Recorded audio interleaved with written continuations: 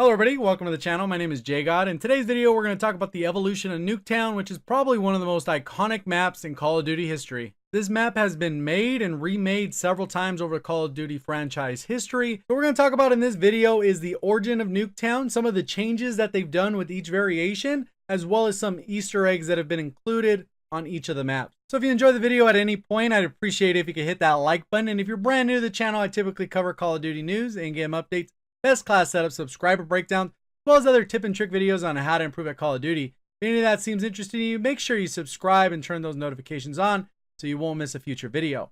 The first thing we'll go ahead and talk about is the origin of Nuketown. Apparently the idea came from a game designer after he watched the movie Indiana Jones and the Kingdom of the Crystal Skull. Here are a few screenshots from that film so you can get an idea of what they were actually going for. So here's a look at the nuke site. Here's a look of the houses with the mannequins with Harrison Ford in the background.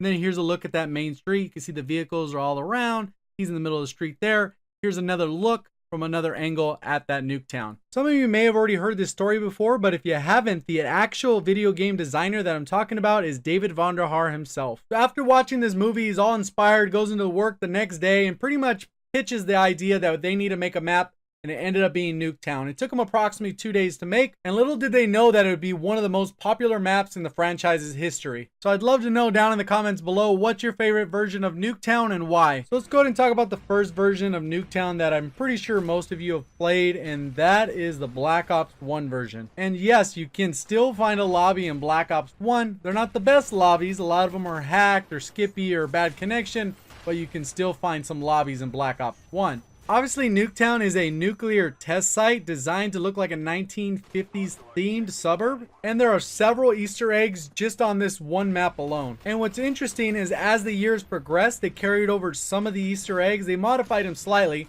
but they pretty much carried over from Black Ops 1 to Black Ops 2 to Black Ops 3, the Blackout, and then obviously now with Black Ops 4. Obviously, one of the most obvious Easter eggs is this Welcome to Nuketown sign, which lists the population, and on there it is accurate to how many players are still alive. Although with each version they do change the aesthetics of this particular sign, they do keep that population count in all of the versions of Nuketown. And if you look closely in the background at this tower, there's actually a clock that is counting down the match. When it hits 0, that's when the nuke hits. So when it comes to the mannequin Easter egg for this one, you have to shoot the heads off all the mannequins in under 30 seconds, I believe. Once you do that, it will play Symphony for the Devil by the Rolling Stones. And this particular Easter egg for the mannequins is significantly harder than it is in any of the other Nuketowns. Also, if you've been a fan of the Black Ops series, you'll recognize these names on the mailboxes in front of each of the houses. And those names are no other than Woods and Mason. The next little Easter egg that's going to take us from Black Ops 1 straight into Black Ops 2 is the RC car track. So on each side of the map, there was these little holes you could jump through, and then there was a little ramp you could jump over, and it allowed you to get an opportunity to flank the enemy. As you'd come through, be able to get a little rush on them, take them out, explode, you'd be good to go. So this particular version of Nuketown was called Nuketown 2025. And what was weird about that is obviously it's not our version of what we think 2025 would have looked like back when this game came out. And it's more representation of what they thought 2025 would look like back in the 1960s. So it definitely has that 1960s feel, but obviously a future flair thrown on it. And as far as the map goes, it's pretty much the exact map. They didn't really need to change anything. There's not any advanced movement, no jetpacking. None of that craziness wasn't added until Black Ops 3. So as far as the actual map goes, there's not really anything that changed other than the aesthetics. But like I mentioned earlier, they do have the sign that mentions the population of the actual lobby. In this particular case, it's only 9 people. So this particular version of Nuketown did have a mannequin Easter egg of its own, and this one worked a little bit different. It didn't just play some random music. It was a little bit more involved, so you felt a little bit more rewarded for completing this specific Easter egg. They also upped the time from 30 seconds up to 90 seconds, so it was a little bit more viable for a solo player to complete this challenge of shooting the heads off all of the mannequins. So once you completed this Easter egg, you were able to walk up to the population sign and you were able to play one of 4 games from Activision's early library, and those games were Hero, Kaboom, Pitfall, and River Raid. And personally, I'm not familiar with any of those games other than Pitfall, which I played on the Super Nintendo. So yes, I have been playing video games for quite a long time. So for Nuketown 2025, they also have that 1960s futuristic styled mailbox that has woods and mason on it. So here's a look at that. And for whatever reason, when they transitioned into Black Ops 3, they decided to change the names up, I guess to fit the story a little bit better with those specific characters. You're going to notice they have Corvus and Hendrix, which are central characters in Black Ops 3. So although they still have the Easter egg of the mailbox, they went ahead and changed the characters. With the introduction of advanced movement and jetpacking into Call of Duty, they had to make changes to Nuketown in a significant way when it came to map design. The two biggest changes to the map are 1, the size of it, and 2, the actual locations for you to wall run. And although this map is known for chaotic, fast-paced gameplay, these are 2 changes that definitely needed to happen in my opinion. And the reason I say that is because I think the map walks a tight line of chaotic and fun. If it would have pushed that boundary and still kept the smaller map with that advanced movement, I think it would have gone to the point where it's just too chaotic and ends up being not fun. So at this point, I'd love for you to weigh in on this topic. Do you think they should have increased the map size like they did? Or do you think they should have just kept it the original with that advanced movement? Love to know your thoughts down in the comments section below. One of the cool things about this map is they actually paid homage to the original maps in a few different ways. Although they went ahead and got rid of that RC track and there's no longer a hole in the reason for whatever reason, they included little Easter eggs around the map. So right here, you can actually see a sign where they reference the previous Nuketowns. They also include the original mannequins and like a wall display on the upstairs building.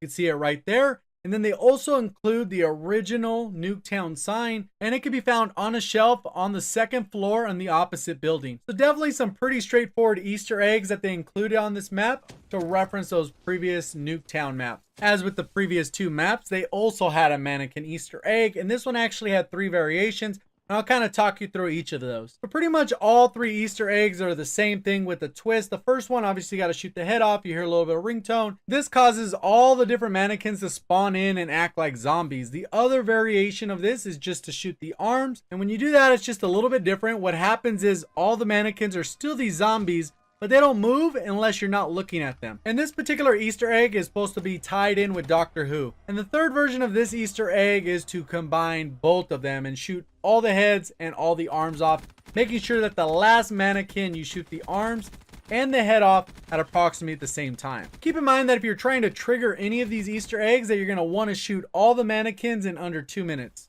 So it's quite a journey that we've come along so far, and now we got to transition to Blackout and Black Ops 4. Check out their version of Nuketown. So as with every Nuketown map, there is a population sign. In Black Ops 3, Blackout, and Black Ops 4 are no different. We're going to make that transition here from Black Ops 3 to Blackout, and we're going to talk a little bit about this specific map. And if you look very closely, the Nuketown Island looks a lot like that image that we saw from the Indiana Jones film. And as you saw, that Nuketown sign is identical to the one that we had in the first Nuketown map in Black Ops 1. And what you'll notice is as you walk around the map, it looks and it feels a lot like that Black Ops 1 map after it got hit with that nuke. And what's really cool is they even repurposed some of the things so that it makes sense with the storyline that they can actually have an underground bunker under this specific building. If you guys haven't had a chance to play Blackout, you navigate around the map, you can kind of see how the layout looks, how it feels. And based off the overall feel and dimensions, it feels a lot like you're playing on that specific map that you're so familiar with.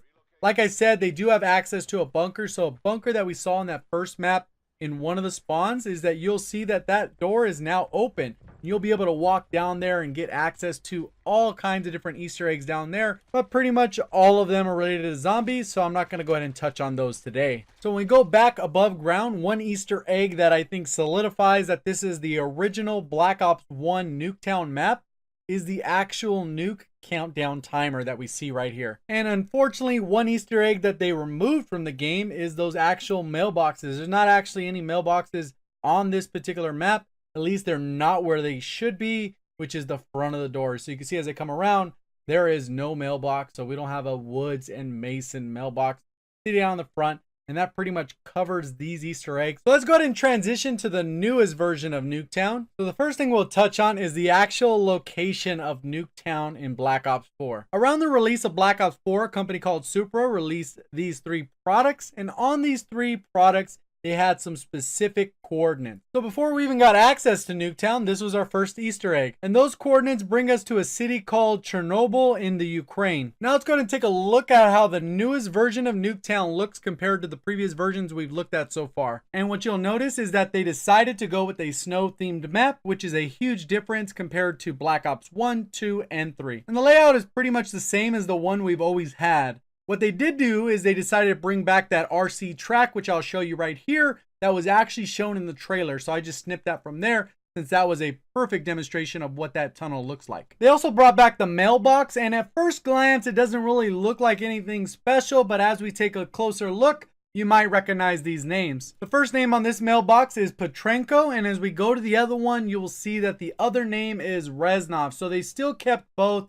They did change the color of the mailbox just a little bit. They changed it from blue to red. And then this one over here is the blue one. Obviously, since everything's in Russian, it's a little bit hard to tell what stuff is saying. But if you look at this sign right here, it roughly translates to Nuclear City. Also, while using theater mode, I was able to get a closer look at what the silo and the missile looks like at a much closer perspective and see the racetrack for that RCXD from a different angle. So now we're seeing it from where the track is. And then pretty much that's kind of what it looks like in here. Not too much detail spent in here because for the most part, you're not really going to be able to see it when you're playing the game other than using that RCXD. Now let's go ahead and talk about the mannequin Easter egg. Based on the general consensus, it seems like it is locked at the moment and they have not activated it if there is going to be an Easter egg.